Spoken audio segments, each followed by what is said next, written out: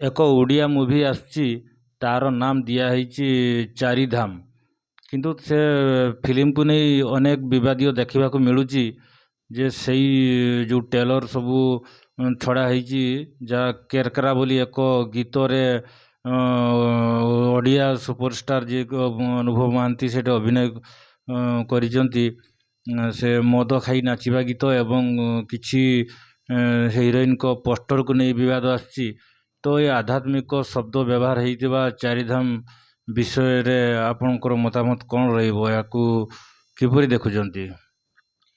First କଥା ତ ଆଧ୍ୟାତ୍ମିକ ଫିଲ୍ମ କହୁଛନ୍ତି ମାନେ ତ ଏଇଟା ତ ନିହାତି ଠାକୁରଙ୍କ ଉପରେ, ଯେମିତି ଚାରିଧାମ ଆପଣ କହୁଛନ୍ତି ମାନେ ଆମର ତ ଚାରିଧାମରେ ଠାକୁରଙ୍କ ଉପରେ ମାନେ ଟୋଟାଲ ଉପରେ ଫିଲ୍ମଟା ଆଧାରିତ ହେଇଛି।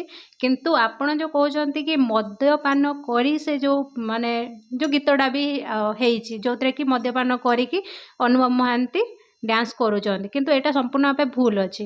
କାହିଁକି ନା ଏକ ତ ଗୋଟେ ଫାଷ୍ଟ କଥା ଠାକୁରଙ୍କର ଫିଲ୍ମ, ଠାକୁରଙ୍କ ମାନେ ଆଧ୍ୟାତ୍ମିକ ଉପରେ ଫିଲ୍ମଟା ହେଇଛି ଯେହେତୁ, ତ ଏଥିରେ ମୁଁ କ'ଣ କରିବା ନା ମଦ ପିଇକି ଯେଉଁଟା କରୁଛନ୍ତି ଏଇଟା ସମ୍ପୂର୍ଣ୍ଣ ରୂପେ ଭୁଲ।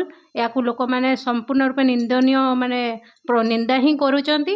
ଆଉ ଗୋଟେ କଥା, ଯଦି ବି ଏଇ ଆପଣଙ୍କର ଏଇ ଗୀତ ମାନେ ମଦ୍ୟପାନ ଉପରେ ନେଇକି ଭିଡ଼ିଓଟା କରିବାର ଥିଲା ତ ଏଇ ଫିଲ୍ମର ନା ଅଲଗା କିଛି ଦେଇପାରିଥାନ୍ତେ। ଆପଣ ମାନେ ଚାରିଧାମକୁ ନେଇକି ଗୋଟେ କ'ଣ ପାଇଁ ଆଧ୍ୟାତ୍ମିକ ଫିଲ୍ମ କରିକି ତାପରେ ମଦ୍ୟପାନ କରୁଛନ୍ତି?